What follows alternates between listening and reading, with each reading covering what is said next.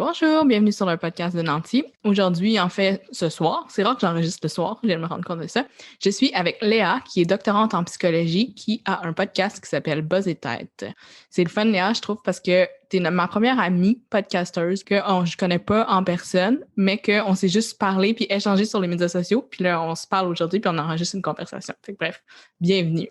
Oui, tout à fait. D'ailleurs, là, merci de me recevoir là, sur ton podcast. Puis effectivement, j'ai fait beaucoup de rencontres là, dernièrement via Instagram, effectivement, là, de d'autres podcasteuses, de d'autres pages là, super intéressantes. Là. Donc, en tout cas, j'aime ça. Je pense qu'on a des belles opportunités là, de rencontres malgré qu'on ne se voit pas nécessairement en vrai. Puis oui, pour faire suite à ce que tu disais, effectivement, je suis doctorante en psychologie à l'UQAM. Donc, je termine mon parcours sous peu. Je vais y arriver à la fin. Et oui, et en fait, je suis présentement dans mon internat en fait final. Donc, je pratique en ce moment comme interne dans un CLSC. Donc, voilà, et c'est ça, je termine là, vraiment à la fin de l'été. Donc, en septembre, je pourrais dire que je vais être psychologue. Wow, super bravo. Je sais que c'est un long parcours quand même, juste en termes d'années d'études. Là. Donc, bravo. Aussi, peut-être qu'un point intéressant à mentionner, c'est que dans ton podcast, tu as un co-animateur. Vous appelez peut-être pas co-animateur, mais avec qui tu parles dans ton podcast? Ouais, tout à fait. En fait, c'est mon meilleur ami, Sébastien. Peut-être un peu parler de la genèse là, de Buzz et Tête. Mhm. En fait, nous, on a commencé il y a quasiment exactement 1 an, là, jour pour jour, en juin passé, pendant évidemment la première vague de pandémie. Puis c'est vraiment comme ça que le projet est né. On était vraiment en fait sur son balcon souvent parce qu'on ne pouvait pas se voir à l'intérieur. Et on avait vraiment souvent des discussions, souvent sur les relations amoureuses. Et c'est lui qui a fait: «Hey, si on en faisait un podcast», tu sais? Puis bon, évidemment, moi, je suis en psychologie. Lui n'est pas du tout là, dans le domaine. Il est concepteur de jeux vidéo. Et donc, c'est ça qu'on trouvait vraiment intéressant dans le sens que lui, il a le rôle de ce qu'on appelle la nouille sympathique. Là. Il dit lui-même, là, donc c'est pas péjoratif. Mais c'est ça, on aimait vraiment cette idée-là, ben, de si quelqu'un on espère, là, si quelqu'un écoute le podcast, mais dans le sens que n'importe qui, en fait, qui tombe sur ce podcast-là, on voulait que ce soit accessible. Donc, pas seulement, par exemple, de jeunes professionnels, de professionnels dans le domaine, puis je pense au sens large là, par rapport à tout ce qui est relation d'aide. Donc, on voulait vraiment que ça soit de la vulgarisation, que n'importe qui étudie en plomberie, en mécanique, en peu importe, comme dentiste, par exemple, pourrait très bien comprendre ce dont on parle. Et on le voyait vraiment beaucoup comme une conversation. Là. Même là, on est dans notre deuxième saison et on a justement reçu là, plusieurs invités. Et c'est vraiment ça pour nous. C'était pas, on n'a pas nécessairement des questions là, prévues. C'est vraiment une conversation. On veut y aller un peu comme avec toi, mais on veut y aller justement avec ce qui vient de comme si on était là, dans notre salon puis qu'ensemble, on discutait là, à trois. Mais donc, voilà. Fait que le but, c'était vraiment de vulgariser. Oui, la psychologie, bon, tu sais, tout ce qui est, mettons, anxiété, les types d'attachement, troubles de personnalité, donc ça, de vulgariser ça. Et comme je disais, dans le fond, on a fait comme un 20 épisodes, donc ce qu'on appelle notre première saison. Je pense que ça nous a amené jusqu'aux fêtes, on a pris une pause, puis on a recommencé là, à peu près en février-mars, donc pour notre deuxième saison. Et là, on a ajouté des invités. Mhm. Mais donc, voilà. Super. Tu es venu sur mon Instagram, puis ensuite, je suis allée voir ton Instagram. Et là, je me suis dit, j'adore la psychologie. Moi, je suis toujours curieuse. Je me suis dit, je vais écouter les épisodes. Puis là, je me suis dit, ben, c'est vraiment intéressant. Mais tu sais, moi, j'ai passé outre mon anxiété, puis peut-être même mes tocs.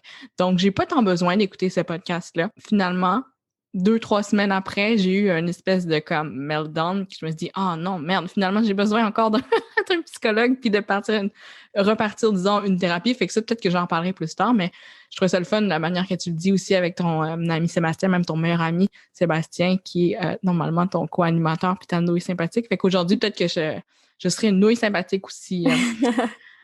Tu as touché un petit peu ce point-là, puis tu dis, bon, ben, mettons le plombier, peut-être qu'il y aurait besoin d'en apprendre plus sur les thérapies. Est-ce que tu crois que tout le monde devrait être en thérapie? Tout le monde, n'importe qui? C'est une bonne question. C'est sûr que je dis toujours l'expression: «Je vais prêcher pour ma paroisse», dans le Mhm. sens que on pourrait dire que, oui. Puis tu sais, je pense que tu avais nommé, est-ce que, tu sais, est-ce que ça existe d'avoir une santé mentale parfaite, par exemple? Je pense qu'il faut le voir peut-être différemment parce que de mon expérience, par exemple, en CLSC, il y a des gens qui viennent consulter pour la première fois. Souvent aussi, puis on se le fait dire même quand on est sur les bancs d'école, en supervision, on se le fait dire, on nous dit, sachez que les gens qui viennent vous voir, on est des fois leur dernière solution. Ils sont rendus au bout de, ils ont l'anxiété, de la souffrance, des deuils, et ils arrivent et ils viennent nous voir quelqu'un à notre porte. Et c'est là que je veux dire que je pense que peut-être si on agissait en amont, dans le sens que, je suis très consciente, c'est pas tout le monde, on n'a pas les moyens, on n'a pas nécessairement le temps, l'énergie d'avoir tous une psychothérapie, par exemple, à chaque semaine, quoi que ce soit. Mais je me dis, s'il y avait un travail qui était en amont, parce que quand les gens viennent après 15, 20, 30, 40 ans, puis sont comme, ouais, j'ai tel comportement, ouais, ça, c'est difficile dans ma vie.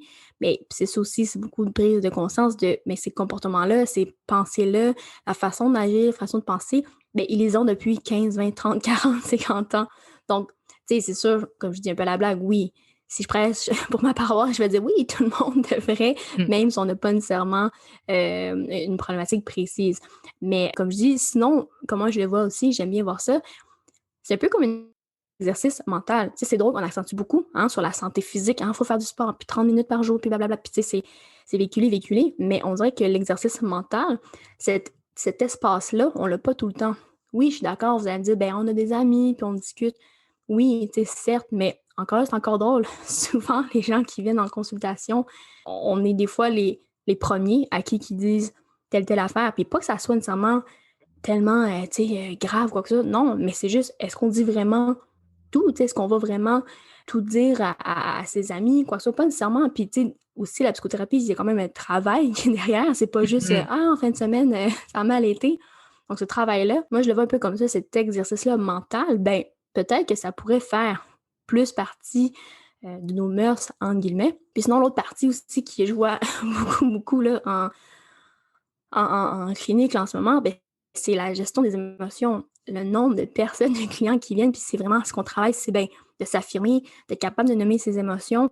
Ça, pour moi, c'est comme c'est aberrant dans le sens que, je dis souvent la blague, on va à l'école, on apprend les maths, puis les chimie, sciences physiques, français, mais est-ce qu'on nous apprend vraiment à dealer ces émotions-là, à les nommer, à être capable de justement gérer ça?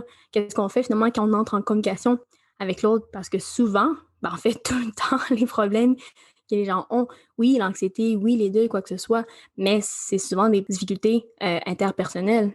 T'sais, ça veut dire de nommer ses besoins, de nommer quand ça va pas, juste de nommer quelqu'un, là, des fois, de nommer qui a de la peine, qui va être fâché. Ça a l'air simple sur papier, ça a l'air comme ça, mais de le dire à l'autre, à son conjoint, sa conjointe, ça peut être vraiment très difficile. Mais donc, voilà, pour répondre à la question, je pense que je me dis, oui, je comprends que dans des situations très circonstancielles, il y a quelqu'un qui vit un deuil, on parle d'anxiété, trauma, oui, les gens vont être souvent amenés à consulter. Mais je me dis, si ça peut être fait en amont, pour que ça soit vu plus comme un exercice mental. Mais voilà. Mais non, je pense pas non plus qu'il y a une santé mentale parfaite.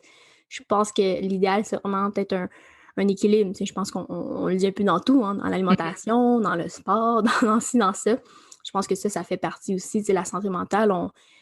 Oui, il y a souvent des campagnes, on en parle de plus en plus. C'est quoi le belle cause pour la cause? Belle pour la cause, oui. Ouais, c'est ça. Oui, ça.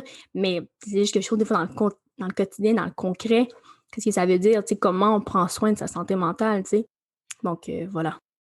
Est-ce que c'est moins gênant qu'avant de dire qu'on est en thérapie? Justement, là, tu mentionnais, il y a des entreprises qui s'associent à des causes. Avant, c'était très tabou, je dirais. Mais là, est-ce que ça l'est moins de parler de nos problèmes je sais même pas si c'est le bon mot, problème de santé mentale? Ça aussi, je me suis posé la question. C'est sûr que, bon, moi, étant dans le domaine, dans le milieu, mes collègues, mes amis, on est pas mal tous soit TS, psycho, psychiatre. Je me suis demandé, je dis, ouais, est-ce que ça apparaît, dans le sens que c'est plus facile de le nommer maintenant? Moi, c'est sûr, je dirais, ben oui, mais je pense quand même que oui. Je pense qu'il reste encore beaucoup là, de travail à faire dans le sens que je pense pas que c'est dans tous les milieux, dans toutes les familles, par exemple, que ça serait ouvertement dit, mais j'ai l'impression de plus en plus, c'est quelque chose qui est plus accessible, c'est quelque chose qui est associé à être, que c'est sain, même. Alors qu'avant, effectivement, je pense que c'était comme, tu vas un psy, tu dois avoir des problèmes, puis ça doit comme, il se passe de quoi chez toi, tu sais. Alors que maintenant, je pense que c'est ça de plus en plus, ben, au contraire, c'est de dire, hey, ben, je vais chercher les outils pour m'aider ou, hey, tu sais, je suis capable de demander de l'aide, tu sais. Donc, est-ce que je pense que oui, c'est mieux qu'avant, mais je pense pas que c'est non plus à 100% accepté ou bien vu partout. Un exemple, ben là, c'est sûr que c'est pas nécessairement au Québec, mais tu sais, mettons en France, je sais que c'est encore très, très mal vu. Caché. Ouais, c'est ça.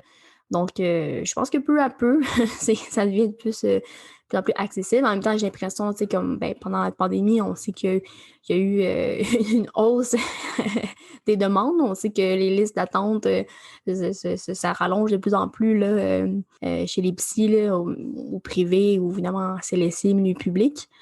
Fait que ça, c'est quand même un bon signe. Ça veut dire que les gens veulent consulter s'il y a quand même une petite liste d'attente.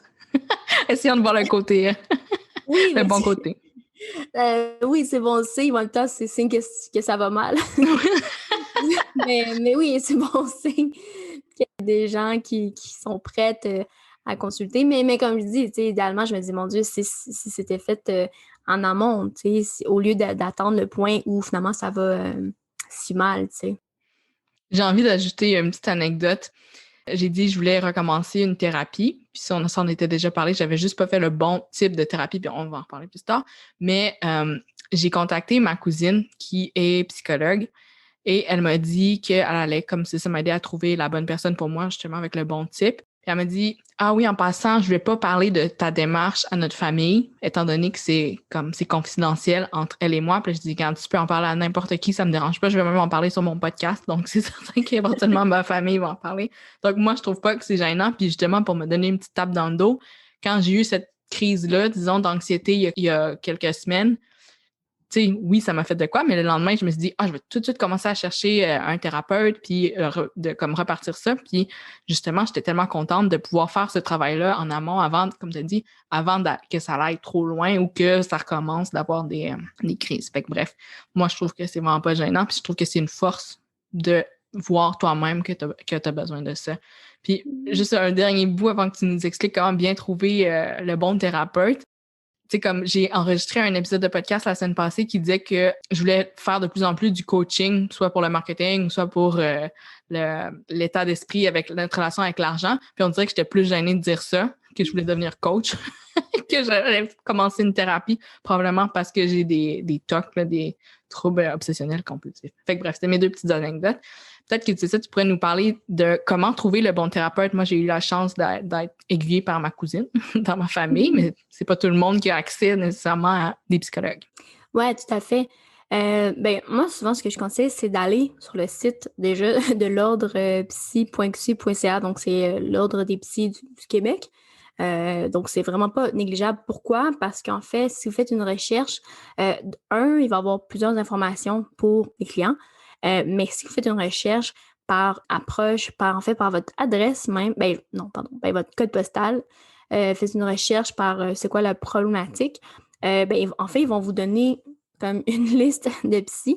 Donc ça, d'une part, ça peut être ça qui est fait. Autre point, je pense moi, en tout cas, pour moi, c'était super important parce que moi-même, j'ai une psy. Pour moi, c'était super important la proximité, que je parle physique, que la personne, que du moins le bureau, soit près de chez moi. Moi, je me disais, si, mettons, en plus, je me tape 1 heure de voyagement pour y aller, on sait que ça peut entraver beaucoup. Donc, tu sais, je sais que ça peut paraître banal comme ça, mais c'est des choses à considérer. Tu sais, c'est pas nécessairement toujours facile d'aller en thérapie. Des fois, j'ai même mes clients qui me disent ce matin, t'es comment, c'est épuisant de venir ici. Ben Oui, oui. c'est ça, on travaille.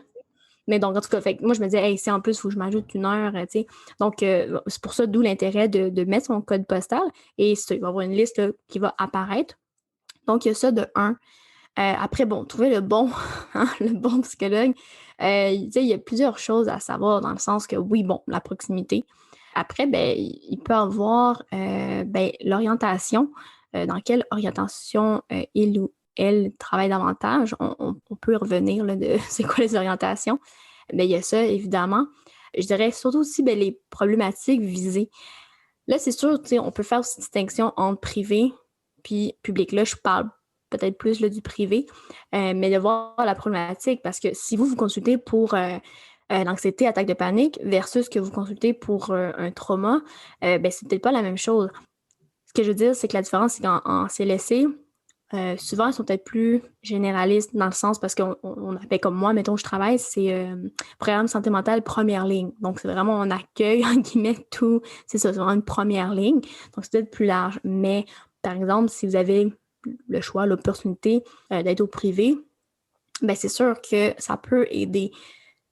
Si, comme je dis, si vous vous consultez uniquement pour l'anxiété ou même, vous vous dites, hey, moi, c'est des problèmes, mettons que mes enfants, ou c'est des problèmes conjugaux, ça peut être ça aussi. Et sur l'ordre, le site de l'ordre, habituellement, quand vous cliquez sur le nom du psychologue, il y a toute une fiche qui apparaît. Je vous dis, là, vous pouvez, c'est plate à dire, mais vous pouvez magasiner votre psychologue. Et c'est ça, j'ai dit, c'est plate à dire, mais en même temps, c'est ça que vous avez cette opportunité-là. Je pense que c'est possible de le faire. Pourquoi? Parce que c'est important que vous sentez en confiance avec le ou la psy à qui vous allez travailler. Tu sais, comme je dis, c'est pas rien. Là. Vous allez probablement dire des choses, comme je disais, que vous n'avez jamais dites à personne. Donc, il faut avoir quand même ce minimum, en tout cas même, je veux dire, beaucoup de confiance envers cette personne-là. Donc, oui, de bien, en tout cas, pas dire magasiner, mais de bien le choisir. Après, vous allez me dire, ouais, mais c'est un peu difficile sur papier. Je suis d'accord, mais je pense que c'est une première étape. Donc, regarder, comme je dis, mettons, sur le site ou de façon générale, puis de voir, c'est quoi, c'est son champ d'expertise. Tu sais, si la personne, OK, elle habite proche de chez vous, OK, ça a l'air intéressant, mais elle travaille plus, justement, avec, je sais pas, mettons, les enfants autistes. Ouais, peut-être que ce sera pas nécessairement bien pour vous, tu sais. Fait que, tu sais, c'est des détails que si on n'a jamais consulté, on n'a jamais regardé, on ne sait peut-être pas nécessairement, tu sais. Donc, déjà, je pense faire ce premier tri-là, de vraiment, OK, qui est alentour de chez moi, OK, c'est quoi les problématiques? Puis, tu sais, moi, je veux dire en toute honnêteté, je pense que ça le dit aussi depuis quelle année le ou la psy travaille. Puis ça aussi, ça peut indiquer, tu sais, est-ce que vous recherchez quelqu'un qui est, tu sais, qui va être beaucoup plus âgé, ou au contraire, vous dites, ah non, moi, je voudrais quelqu'un, tu sais, qui soit plus de mon âge. Ça peut paraître banal, mais ça aussi, c'est important. Donc, de voir, fait que la personne, ça a été écrit d'habitude, exerce depuis, mettons, 2013, 2020. Donc, vous pouvez voir aussi, ça peut, tu sais, il faut vraiment pas le nier, ça peut, pour certains, ça peut rassurer. Puis peut-être que ça, tu sais, ça peut être trompeur, peut-être, mais quand même de regarder ces choses-là. Donc, le champ d'expertise, l'expérience, où est-ce que la personne, son bureau se situe. Donc, il y a déjà ce premier tri-là. Après, évidemment, il y a ce qu'on appelle le premier contact téléphonique. Ça, c'est si, comme je vous dis, si vous ne tombez pas sur quelqu'un qui n'a plus de place, ça arrive aussi. Moi, ça m'est arrivé, j'avais fait un appel, puis déjà sur la boîte vocale, la personne disait « je ne prends plus de nouveaux clients ». Ça, souvent, ça va être dit d'emblée, donc vous pouvez appeler quelqu'un d'autre. C'est ça aussi, essayez peut-être de vous en prendre plus qu'un numéro, ça peut arriver. Et donc, ce contact-là aussi est quand même très important, encore là, oui, vous avez vu des choses sur papier, sur ce qui était écrit. Encore là, c'est quand même propre à chacun. Je pense que je pense pas que c'est obligatoire de tout remplir les champs. Il y a des psys qui vont tout remplir, ils vont dire hey, moi je travaille là-dedans. Il y en a qui vont même rajouter du texte. D'autres, ça va être vraiment les informations de base. Donc, une fois qu'on a lu ça, c'est ça, c'est de contacter la personne. Bon, si mettons, on dit oui, bon, j'ai des disponibilités, OK. Puis, vous pouvez reparler de ça, de voir, OK, hey, j'ai vu telle affaire, tu sais, moi, quand j'ai consulté pour telle affaire, est-ce que c'est dans vos cordes? Est-ce que, tu sais, pour vrai, puis je sais, des fois, on peut être gêné de faire ce travail-là, tu sais, voyons, tu sais. Non, tu sais, ça reste que c'est un service auquel, comme je dis, vous allez payer et que c'est important que vous soyez en confiance avec la personne. D'ailleurs, l'autre point qu'on n'a pas encore abordé, mais le prix, ça aussi, ça peut vous demander combien ça va coûter. D'ailleurs, là, si jamais vous demandez, là, c'est même sur le site de l'ordre, j'ai regardé tout à l'heure, on estime à peu près entre 80 et 130 de l'heure, ou à peu près pour 50 minutes. C'est sûr que c'est très variable. Ça ne veut pas dire qu'il n'y a personne qui va faire à 70 comme il y a personne, ça se peut qu'il y en ait qui charge plus, là, que 130, mais c'est à peu près les prix, mettons, en moyenne. Donc, c'est sûr, oui, c'est sûr que je parle du privé, c'est sûr que c'est quand même considérable. Mais donc, il y a ça aussi, évidemment, n'hésitez pas à le demander parce que c'est pas toutes les psys qui vont l'écrire nécessairement. Moi, je vous parle de par rapport si vous passez par l'ordre. Après, je veux dire, il y a plein d'autres cliniques privées que vous pouvez regarder directement, mais c'est ça, après, c'est pas toujours facile si on connaît pas les cliniques. Mais vous pouvez regarder par secteur là, sur Internet rapidement, clinique privée, mettons vous êtes à Laval, Rive-Sud, donc au moins cherchez ça. Puis évidemment, c'est ça, en CLSC ou en milieu public, c'est sûr ça va être différent parce que bon, tout ce dont je viens de parler, vous n'aurez pas nécessairement cette option-là. Parce que dans le sens que, en tout cas, moi, mettons, au CLSC, comment ça fonctionne, ben, c'est que ça, c'est que le dossier va être attribué. Après, ça varie beaucoup là, par CLSC. Il y a des CLSC, c'est comment ça va fonctionner, c'est que dans l'équipe, justement, les professionnels vont regarder, par exemple, le dossier. Puis bon, ben, exemple, quelqu'un qui consulte pour des troubles alimentaires, ben, on va peut-être l'attitrer à la personne qui travaille davantage avec les troubles alimentaires. Donc, déjà, il peut y avoir un premier tri qui s'est fait au sein de l'équipe. Donc, ça. Soit dit en passant, c'est pas impossible. Je sais que ça peut être fait une demande. Mettons, vous voyez que ça fonctionne vraiment pas. Par exemple, avec le ou la psychologue en milieu public, c'est pas impossible. Vous pouvez demander un changement. Mais là, je dis ça sous toute réserve, dans le sens que si vous consultez, il y a un psy, peut-être pas. Mais tu sais, je sais que si, mettons, il y a une équipe, ça peut être fait. Mais après, bon, comme je dis, c'est propre à chacun des CLSC, à mon avis. Mais il y a ça quand même qui peut être fait, là. Donc je dirais ça, c'est peut-être ces formalités-là qui sont importantes. Après aussi, ce qui est important à savoir, c'est vous pouvez effectivement, en guillemets, vous donner, tu sais, peut-être quelques séances, c'est 1, 2, 3 séances, de voir, ben, OK, je suis à l'aise. C'est sûr qu'on peut se donner du temps aussi. Et il y a certains psys aussi qui peuvent faire aussi l'inverse, dans le sens qu'ils se donnent quand même ce droit-là, on va dire ça, mais dans le sens que, parce que pour eux autres aussi, c'est pas nécessairement gagnant si, comme je vous dis, soit qu'ils sont pas, ils se rendent compte que c'est pas nécessairement la problématique dans laquelle ils travaillent, parce que c'est bien beau de dire, ah, moi, je veux travailler telle affaire. Des fois, on se rend compte finalement, oups, il y a plus de choses, oups, c'est quelque chose de plus, je sais pas, plus précis qu'on pensait. Donc, autant le psy, là, peut aussi faire, oh, OK, ben finalement, c'est peut-être pas... C'est pas moi. C'est peut-être pas ça dont je suis expert. Donc, il y a cette latitude-là aussi. Je dirais que ça peut varier entre 1 à 2 séances que il peut y avoir cette marge-là. Bon, est-ce que finalement, les deux, on est-tu d'accord, on s'en va dessus là, pour un travail là, ensemble? Puis, ça revient à ce que je disais tout à l'heure, c'est ce qu'on appelle un peu l'alliance thérapeutique. D'ailleurs, je pense que c'est pour, on dit selon les études, les écrits, ça vaut pour 70% de la réussite, en guillemets, d'une psychothérapie. Même c'est beaucoup plus que les orientations qu'on n'a pas abordées encore, on y arrive.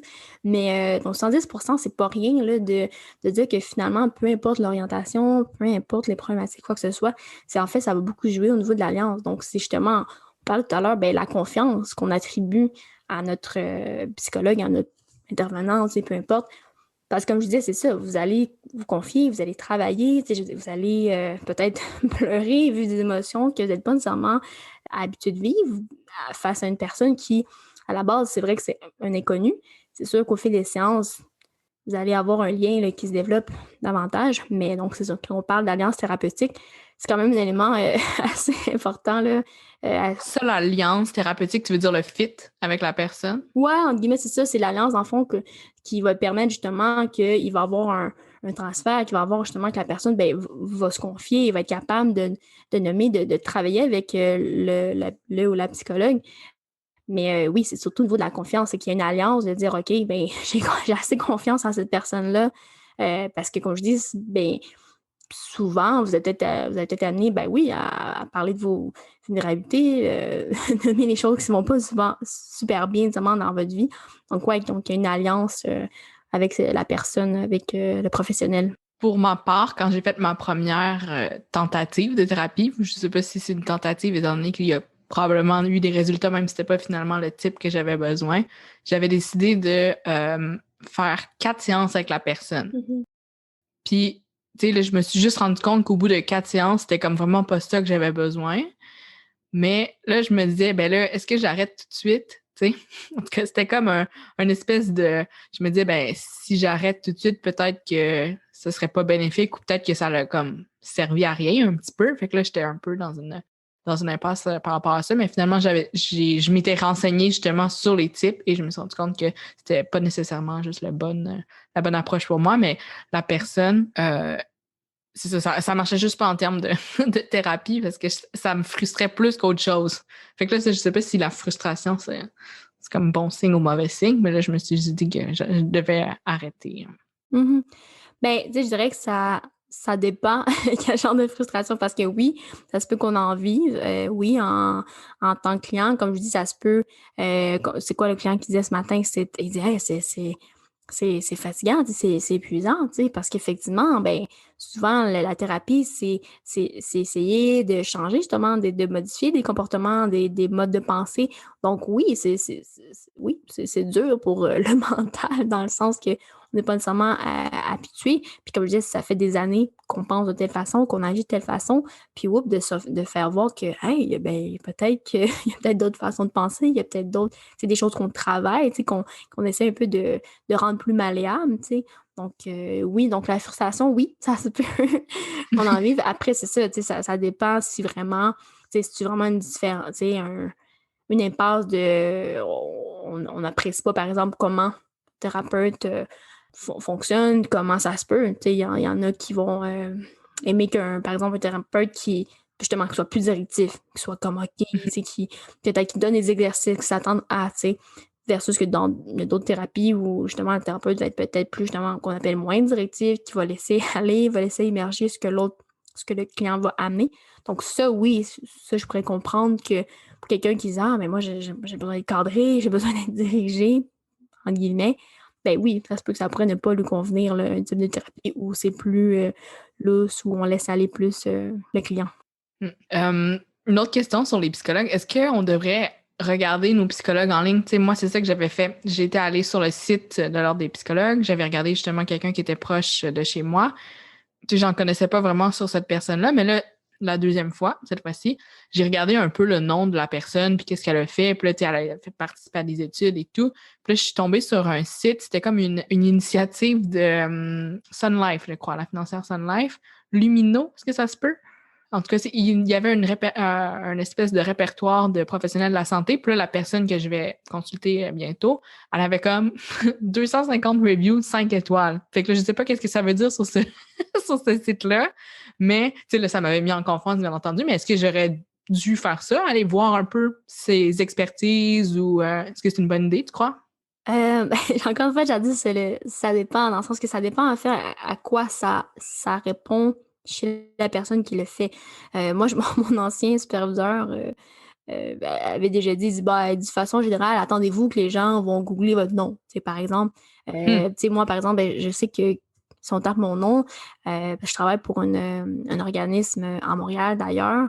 Tu sais, j'ai donné une conférence, par exemple, pour la ville de Laval. Donc oui, mon nom va ressortir, puis bon, ça va être associé. Est-ce que c'est bon, mauvais d'aller voir? Comme je disais, je pense que ça dépend du besoin. Est-ce que, tu sais, si quelqu'un, justement, très, peut-être anxieuse, va dire, ah, OK, je vais aller voir, tu sais, est-ce que la personne est compétente, tu sais? Puis c'est très drôle parce que, mettons, dans l'exemple que tu donnes, ben, quelqu'un, justement, pourrait se dire, ça pourrait rassurer. Ah, mon Dieu, OK, la psy, elle cotille le 5 étoiles partout, parfait, non, tu sais, ah, cool. Mais d'autres, justement, on pourrait même avoir l'effet inverse de dire, oh, mais là, mon Dieu, là, c'est avec moi, mettons, elle réussit pas, qu'est-ce que ça veut dire sur moi? Fait que, Hmm. si on peut voir déjà, on est déjà là. C'est très psy, là, un peu justement de ben, le pourquoi du comportement qui est derrière. Mais donc, c'est ça. Après, ben, c'est très drôle. Moi, j'ai déjà des clients qui m'ont dit. Ils m'ont dit, ouais, j'ai tapé ton nom, puis il y a ça qui est sorti. Tu sais, c'est toujours à voir. Après, ça, on peut même se poser aussi inversement, de dire, hey, mais finalement, j'ai vu quelque chose que, hey, j'aimais vraiment pas, hein, de ma psy ou de mon psy, par exemple. Tu sais, il y a ça aussi. Fait que, tu sais, comme je dirais, je pense que c'est toujours à double tranchant, tu sais, puis c'est vraiment de, ben, pourquoi on le fait, tu sais. Parce Mhm. que ça peut, oui, après, ça peut teinter la perception qu'on a. En fait, ça va teinter probablement la perception qu'on a. Mais c'est vrai qu'il y a quand même cet aspect-là, tu sais, comme tu nommes, des fois de curiosité, de hey, c'est qui mon psy? Parce que c'est vrai, dans cette relation-là, on n'est pas là pour le psy. De façon générale, la psy va pas être dans l'auto-dévoilement là, beaucoup de sa personne. On n'est pas là pour ça. Donc, je sais que c'est vrai que ça peut, cette curiosité-là, ça peut des fois animer les clients. Hmm. Puis à l'inverse, comme tu as dit, j'avais tapé une autre personne plus proche de chez nous, puis j'avais écrit son nom, puis là, mettons, ça l'avait dit que cette personne-là avait été radiée pendant une semaine.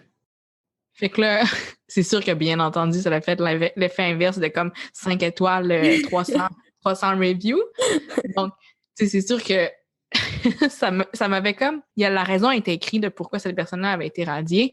Puis, tu sais, je trouvais pas que c'était comme fou, puis ça n'enlevait pas de crédibilité, mais quand même, tu y repenses quand même 2 fois. Fait que ça, c'était une autre chose. Oui, ben j'ai dit, c'est comme, je sais pas si, j'espère qu'il n'y a pas trop de psy qui vont écouter ça, mais j'ai dit, c'est comme un, tu sais, un restaurant. Mettons, avant d'y aller, on va regarder les reviews.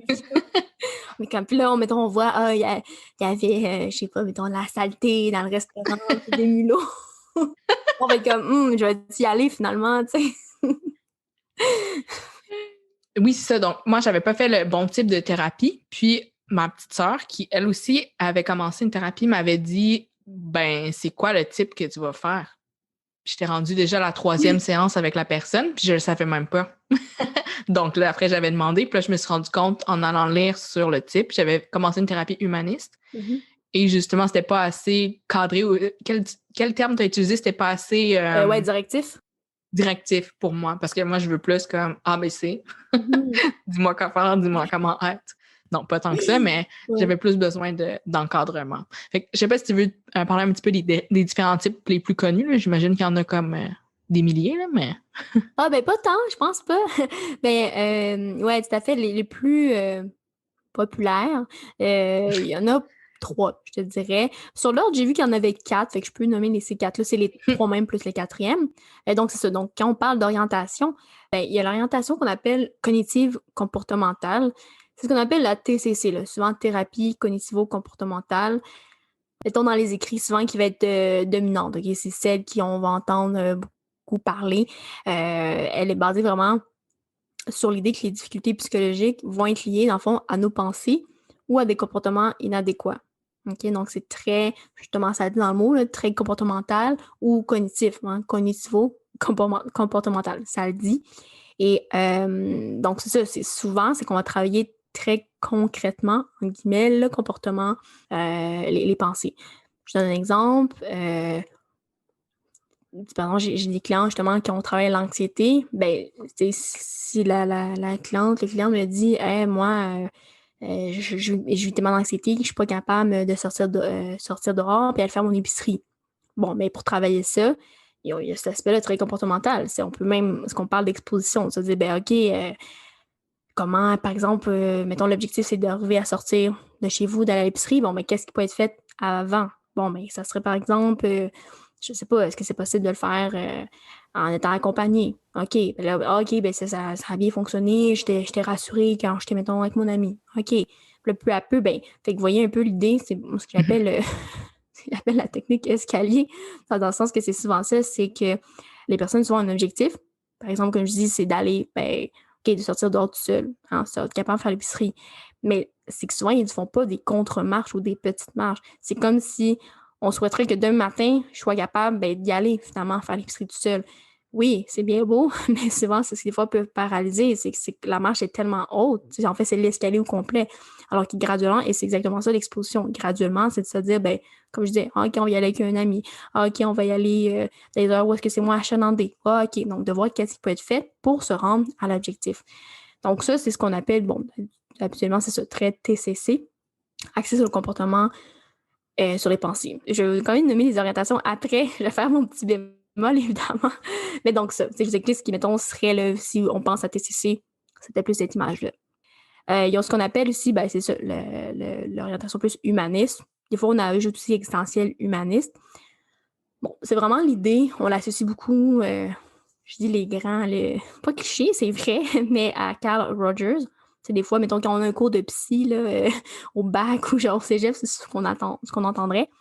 Donc, c'est ça. Donc, c'est vraiment associé que on croit fermement que l'être humain va avoir les ressources nécessaires pour se réaliser, pour se rétablir aussi. Donc, c'est de croire justement en les capacités de l'individu.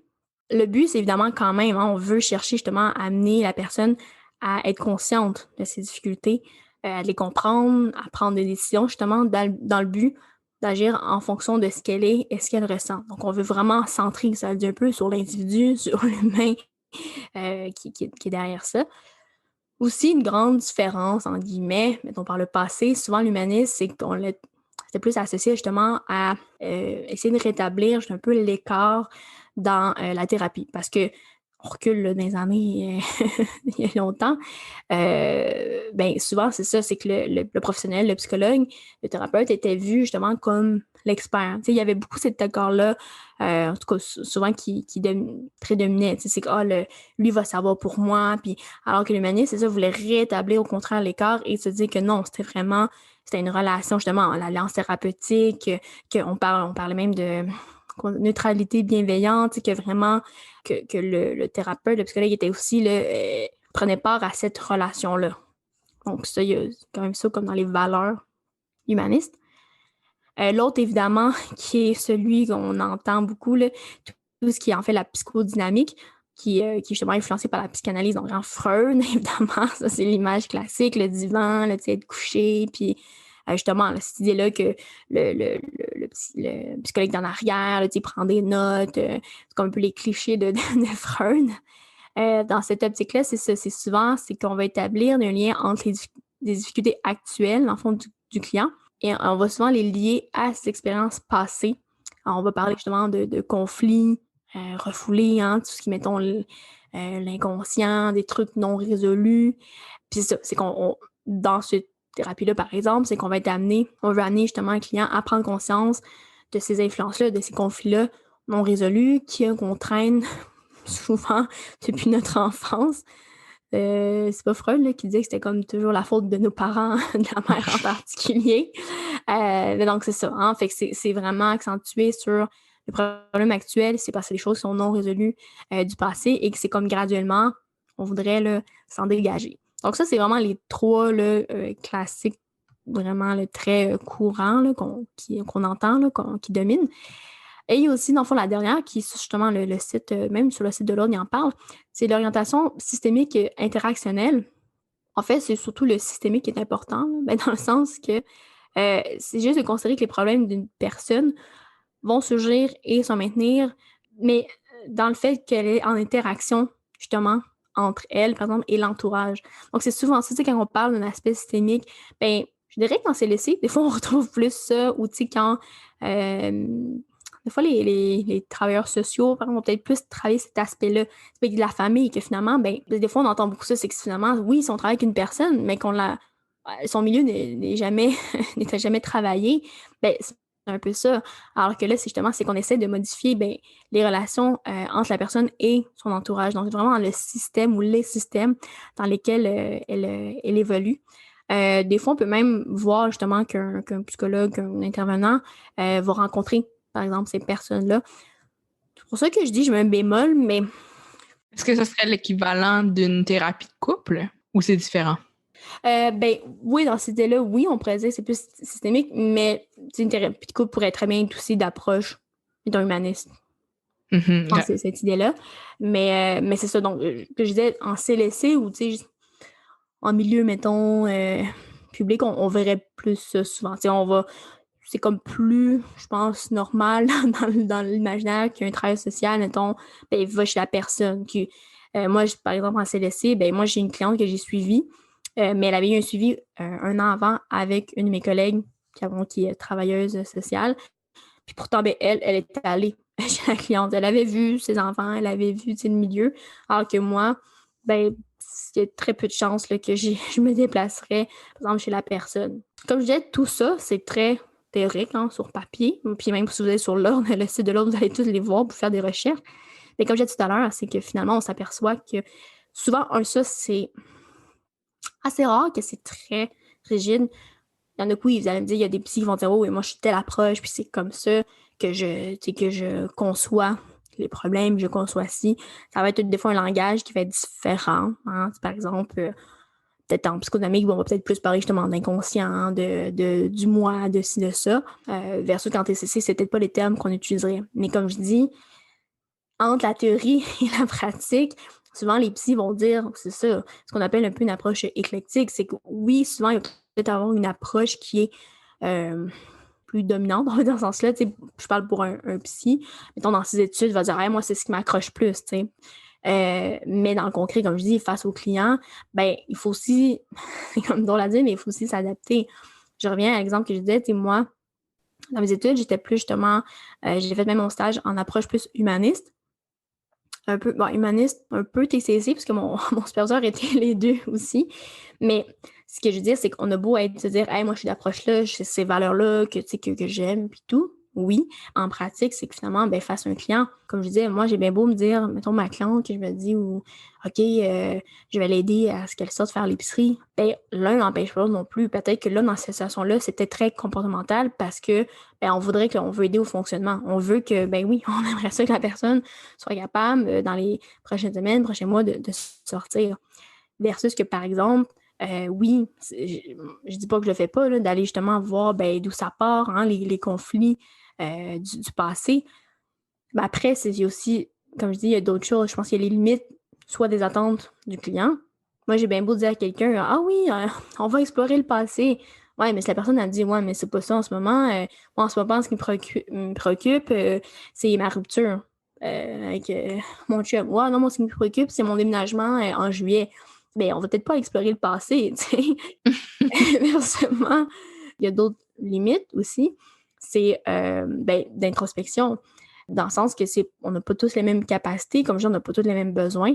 Ben, il y a ça aussi qu'on peut voir, tu sais, chez certaines personnes, ben, l'introspection, ça se peut qu'il y en ait moins, ça se peut que le travail soit un peu plus difficile, justement. L'introspection, c'est justement d'être capable de se remettre en question, d'être capable de revenir des centres, puis se dire, ah, OK, ouais, hey, telle affaire, j'avais pas vu comme ça, ou ah, OK, c'est vrai que c'est peut-être une piste de réflexion, tu sais, à laquelle j'ai pas pensé. Donc, tu sais, comme je dis, oui, l'orientation de base, j'ai l'impression que c'est de plus en plus rare qu'il y ait un psychologue qui va être vraiment genre, OK, moi, je suis comme ça, puis tu sais, je touche pas à rien d'autre. Peut-être plus en privé, mais comme je dirais en milieu public, en tout cas, de mon vécu, on va dire comme ça, c'est que on est amené à travailler souvent ben, avec justement des TS, d'autres psychoéducateurs. Donc, on est amené justement à travailler avec d'autres personnes qui ont d'autres approches, qui ont d'autres si. Donc, en tout cas, moi, je pense, ben, ça c'est plus moi, mais je pense que c'est tout gagnant pour le client, là, en fait. T'sais. Fait que, comme je disais tout à l'heure, dans ça, ça reste important. Puis même toi, dans ce que tu te mets dans ton expérience, ben effectivement. Puis ça peut être aussi, si vous, vous dites, OK, non, moi, vraiment, c'est tel comportement, telle affaire là, qui m'angoisse, qui me donne du souci, ben oui, peut-être vous allez voir quelque chose de plus directif, plus cadré. D'ailleurs, ah oui, d'ailleurs, dans ce que j'ai nommé, TCC, normalement, ça s'associe à être très directif, humaniste un peu moins, et psychodynamique encore moins. Mais il y en a qui vont dire, mon Dieu, ah non, moi, je me sens perdue. Puis j'ai déjà entendu, ah, moi, je me sens perdue. Si la petite, elle dit, elle dit rien ou elle me laisse aller, ben non, hey, je sens que je me perds dans mes propos, dans mes problématiques. Donc oui, il y a ça, je pense qu'il faut tenir compte quand on choisissez votre psy. Puis comme je disais, ben, l'alliance thérapeutique aussi, qui, je pense, devrait primer à la base. J'ai une dernière question pour toi. Peut-être une question vraiment à l'air de notre temps. Tu sais, en ce moment, je sais qu'il y avait des thérapeutes qui ne recevaient pas des gens chez eux, puis ils faisaient les thérapies via Zoom. Est-ce qu'il y a une différence à être en personne versus via vidéoconférence pour une thérapie? Ben, c'est très drôle parce que moi, j'ai vécu pas mal les trois, dans le sens que, tu sais, comme nous, moi, j'ai fait en présence, on dirait en présentiel, je fais du téléphone et je fais du Zoom. Et aussi, j'ai vécu plusieurs situations dans le sens que j'ai des clients que j'ai commencé en présentiel, qu'on a fini par téléphone ou d'autres présentiels à Zoom. Et j'ai aussi le cas que j'ai jamais vu, ces clients-là, et on a fait par téléphone. Sinon, il y en a que j'ai jamais vu non plus, mais c'était ben, en présentiel, c'était par Zoom. Donc, j'ai fait un peu de tout. Tu sais, je vais te répondre de mon expérience aussi avec des discussions avec des collègues. J'avoue que moi, ça m'inquiétait. Tu sais, je me disais, mon Dieu, je dis, je vais pas filer la personne, le contact, on sait comment c'est donc important. Soit dit en passant, il ne faut pas oublier qu'en présentiel, par exemple, on portait un masque. Fait que là, ça aussi, ça a été une grosse source de discussion Ouais. parce que là, on est avec la personne, mais on voit pas plus son non-verbalité, on voit pas, c'est bizarre, mais on voit pas son 2/3 du visage, on voit pas ses expressions faciales. Fait que des fois, je trouvais que c'était quasiment mieux en Zoom parce que là, je voyais la personne, tu sais. Mais donc, moi aussi, effectivement, ça m'inquiétait. Je me disais, mon Dieu, comment je vais faire et tout. Et je voudrais qu'encore là, c'est sûr que oui, dans le monde idéal, moi je pense que oui, ça serait en présence parce que comme je disais, le contact, tu sais, même moi, je peux... L'énergie. Oui, tu sais, moi, je peux même pas serrer la main des clients, c'est ce que normalement on ferait. Tu sais, il y a aucun contact. Donc, oui, dans l'idéal, je pense que oui, ça devrait, j'espère, ça va perdurer même après la pandémie. J'espère qu'on va revenir au contact en présence et humain. Puis comme je dis aussi, j'ai l'impression, ben, comme je disais tout à l'heure, tu sais, quand mettons, la personne elle pleure ou quoi que ce soit, c'est des fois peut-être un peu plus dur de ressentir la chaleur quand tu sais, le petit est chez lui. Là, il attend un peu, tu sais, ah, ben, prenez un mouchoir, tu sais. Bon, j'en fais un peu une blague, mais c'est ça pareil. Mais après, comme je dis, est-ce que c'est impossible? Je pense que non, dans le sens, ben, je l'ai vécu moi-même. Est-ce qu'il y a plus de risques que, on pourrait dire, est-ce qu'il y a plus de risques que la personne soit plus désengagée? Est-ce que, tu sais, c'est sûr qu'on tombe dans les peut-être que ou les si, hein? On peut toujours se dire, ben, tu sais, moi, j'en ai eu des clients justement en Zoom, puis je trouvais comme, oh, tu sais, t'es peut-être moins engagé, moins si, mais on pourrait se poser des questions. Peut-être qu'il aurait été aussi en présence. Est-ce que là, c'est plus flagrant? C'est sûr qu'il y a un écart, on n'a jamais vu la personne. Peut-être, comme je dis, c'est sûr qu'il y a des plus, des moins. Mais étrangement, moi, j'ai des clients, comme je disais, que j'ai jamais vus nécessairement, mais que j'ai en téléphone et qu'on peut très bien travailler aussi. Donc, ça revient encore là. Est-ce qu'on peut parler d'alliance? Est-ce qu'on peut parler de... Je pense que c'est comme je disais, le niveau de l'engagement aussi de la personne. Tu sais, il y en a qui vont être très au sérieux, qui vont avoir leur calepin, qui vont noter les affaires, faire OK, j'ai fait tel exercice. Donc, il y en a que ça va très bien quand même, tu sais. Mais comme je dis, je pense quand même que l'idéal, ça reste en présence. Mais c'est ça, je pense que c'est pas impossible. Je pense qu'on l'a vu en pandémie, quoi que ce soit. Mais c'est sûr que oui, le contact humain, la chaleur humaine, c'est sûr qu'ultimement, je pense que les gens, parce que j'ose espérer, je pense que les gens que tu dis pour être psy ou tout ce qui est domaine de relation d'aide, je pense pas qu'ils se sont dit c'est pour travailler de chez moi derrière mon ordi, tu sais. Mais bon. Donc, voilà. Fait que oui, c'est possible, c'est très faisable. Est-ce que c'est souhaitable? Peut-être pas, tu sais. Puis, tu sais, d'ailleurs, c'est juste drôle parce que moi, je trouve qu'il y a quand même cette idée-là d'aller en thérapie. Ben, tu sais, t'es pas chez toi dans ton salon nécessairement. C'est vraiment, c'est une action. Ben, hey, là, c'est mon rendez-vous. Je me mobilise pour y aller. Il y en a, ça peut paraître banal, mais des fois, juste se mobiliser pour une activité, ben, ça peut être ça, de dire, hey, dans ma semaine, ben, je me mobilise, je vais voir ma psy, mon psy. Il y a ça. Et sinon, l'autre, c'est un peu anecdotique, mais qui est drôle aussi, c'est que finalement, en virtuel, on a accès à plein d'affaires qu'on n'aurait pas accès normalement. Et moi, j'en ai vu des enfants passer, puis des animaux passer, puis les gens couchés dans leur lit. Tu sais, je veux dire, c'est pas une question de tu sais, que c'est bien, pas bien, mais c'est très drôle, dans le fond, d'avoir accès à ça que normalement, on n'aurait pas nécessairement. Tu sais, il y en a qui, tu sais, continuent quasiment à faire leur cuisine, tu sais, puis on est comme, hey, ben, il y a un rendez-vous, là, tu sais. Ouais, c'est ça. Mais ça, c'est bizarre parce que moi, justement, la manière que je le vois, c'est que ça va être du temps pour moi. Puis aussi, je pense à voix haute, là, mais mettons, j'ai rien à cacher, mais tu sais, si justement j'ai des choses à dire à mon psychologue ou à ma psychologue que je veux pas que d'autres entendent nécessairement, ben peut-être que je vais être plus gênée. Tu sais, je me dis, bon, ben là, mon mari est juste à côté de moi, peut-être qu'il écoute tout ce que je suis en train de dire dans son dos. Ouais, ben ça, c'est vrai que ça a été quand même une difficulté, oui, ben par rapport à la confidentialité. Moi, j'en ai des rendez-vous qu'on a finalement, on a redéplacés parce que ben, la personne, elle disait, ben, mais là, je suis pas toute seule. Il y en a, j'ai fait des rendez-vous que la personne était dans son auto. Donc oui, mais pour ça, je dis, tu sais, vous allez me dire, est-ce que c'est un plus parce qu'au moins la personne aura eu des services? OK, oui. Mais c'est pour ça que je dis, c'est pas, je pense pas que c'est l'idéal, là, tu sais. Mais c'est quand même bien. Ben, dans une situation, tu sais, je veux dire, entre ça puis pas avoir de service, je pense qu'on préfère, tu sais, puis comme moi d'ailleurs, tu sais, au CLSC, j'anime des groupes, justement, qu'on appelle groupe d'auto-soins pour troubles anxieux, troubles dépressifs, ben, c'est en virtuel, puis ben, souvent, c'est ce qui revenait entre les collègues ou moi aussi, des fois, je leur demandais au groupe, puis ben, si on disait, ben, entre ça puis rien, on aime mieux ça, tu sais. Je pense que ça dépend beaucoup, tu sais, toi, tu l'as dit un peu, tu as dit, ben, pour toi, tu vois comme c'est du temps, c'est du temps pour toi, je suis tout à fait d'accord. Puis c'est pour ça que je dis, mais ça, après, ça dépend, ça va tellement varier de la personne, comment elle va le voir, tu sais, comment, tu sais, comme je dis, c'est sûr, moi, mon expérience, c'est en CLSC. En privé, effectivement, peut-être qu'on peut avoir une motivation différente. C'est sûr que le prix aussi, de payer, comme on disait tantôt, entre 80 et 130 dollars, ça se peut qu'on soit peut-être plus motivé, on va prendre ça au sérieux. Ouais, donc voilà. Fait que ouais, je pense que les attentes, la motivation du client aussi a un effet là-dedans. Ah, c'est super. Je pense que ça va être vraiment utile à plusieurs personnes. Merci beaucoup pour ton temps ce soir, Léa. Puis je vais te mettre 5 étoiles. Yes! Merci! Merci beaucoup pour votre écoute.